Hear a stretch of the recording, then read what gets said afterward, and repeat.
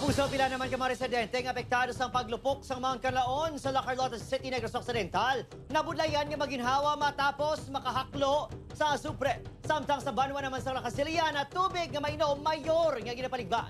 Yaring balita nga itong gintutugan.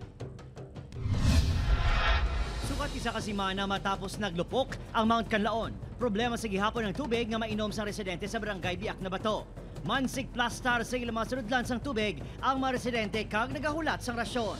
Budlay gani ka sir, kaya lukot may pangita tawag tubig sir. Tapos? Na, may gani ka, pasalamat mga nain ng hatag kahapon. Mga puso, ang barangay Biak na Bato diri sa may Banwa sang Lakasiliana sa probinsya sang Negros Occidental ang nahamtang 6 kilometers sa permanent danger zone. Amo ina nga isa ini sa mga pinaka-apektado sang paglupok sang Mount Canlaon sang tinalikdan nga Lunes. Subong padayon nga nagasalig ang mga residente sa barangay Biak na Bato sa hamiling nga bulig gikan sa mga nagkailain nga donors sa organisasyon agod sila makatilaw sang tubig nga mainom. Nagpahamtang na sang site filtration system kag hydration bladders sa mga apektado nga lugar. Almost kiti sa Lakasiliana, luwas ang deep well nga may purifier kiti ang mga individual kag sa aton di sa proper.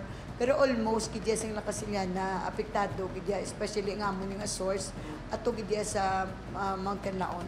For me, it's not safe kiti for them to drink tap water. Sa evacuation areas, may pila na ka mga evacuees nga naka-eksperyensya sang diarrhea.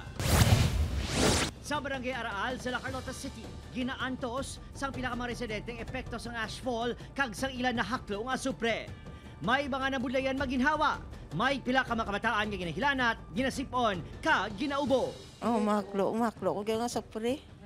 Gadugang ako ginabatsyag. So, par kung mayara nga may buluwanon nga tagipusoon nga mag-donate sa amon sa hospital bed kag oxygen tank, ginapasalamatan, ginaya namon. Natala na nga magpahamtang ang LGU sang on-site clinics kag maghahatag sang dugang nga medical equipment. Ginakabalakan man ang epekto sa turismo sang syudad ilabi na nga nagapabilin nga sarado ang Mount Canlaon Natural Park. Masobra sin ka tour guides ang wala subong sang obra. Ang mamon mga tanom, ang mga cut flower, mga tanom nga ginapang baligyan namon, ang mga prutas nga kisa gina-sideline gidamog ka sa kadi nga mga bisita man orchid luwas nakita niyo naman mga layatanan. Opo, Kirill Casillo, Adrian Bretos, 1 Western Visayas.